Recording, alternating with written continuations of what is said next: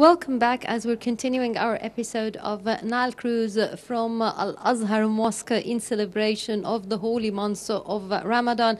And in this segment, we will be talking about the importance of the holy months of Ramadan, not just as a month of religious practices, of fasting, of prayers, but also how can it shape our behavior and how can we become better individuals. And with that topic, I'm happy to have with me Dr. Nadia Sahfei, and she's a human resource and organization development expert. Welcome with us, Doctor. Dr. Nadia, thank you very much for being with us today on Nile Cruise. If we can speak more about the impact of fasting on the behavior of the Muslims, how do you see it? In order to reflect on the impact of fasting on the human behavior, let us think and have a pause. Why God asked us to fast the whole month, 30 days? While during all our life, we go straight forward and we take things granted. And God is giving a lot of blessing. And sometimes we see that the blessing and all the welfare which we are living, it's granted. When He wants to give us a pause to say that, no, you should try to know how to live without such a normal grants and a normal blessing.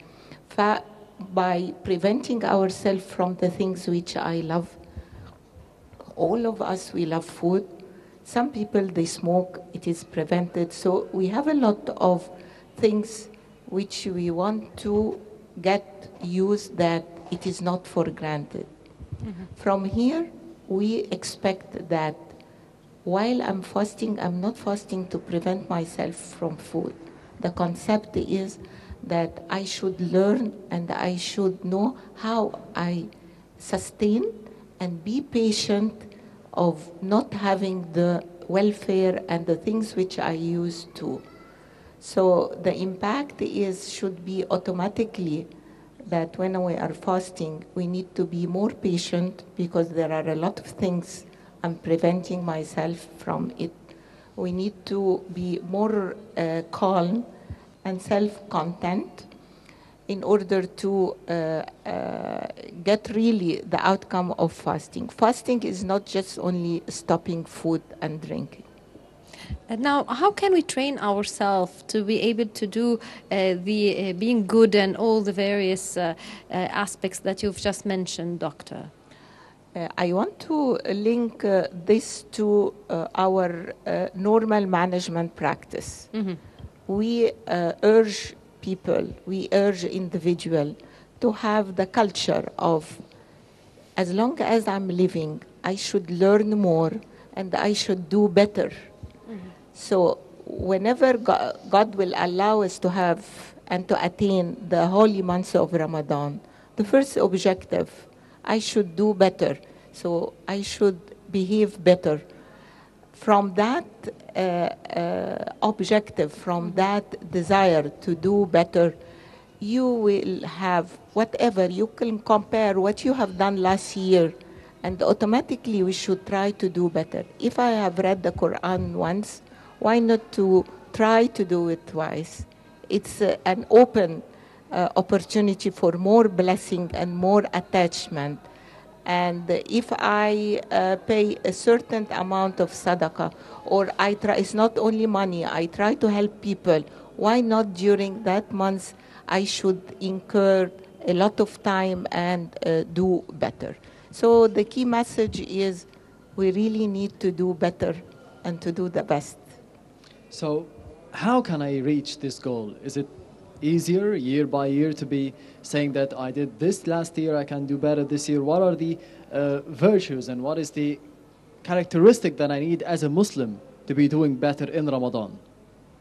It is a belief, a belief in the principle itself that we need always to do better and we need always to be better.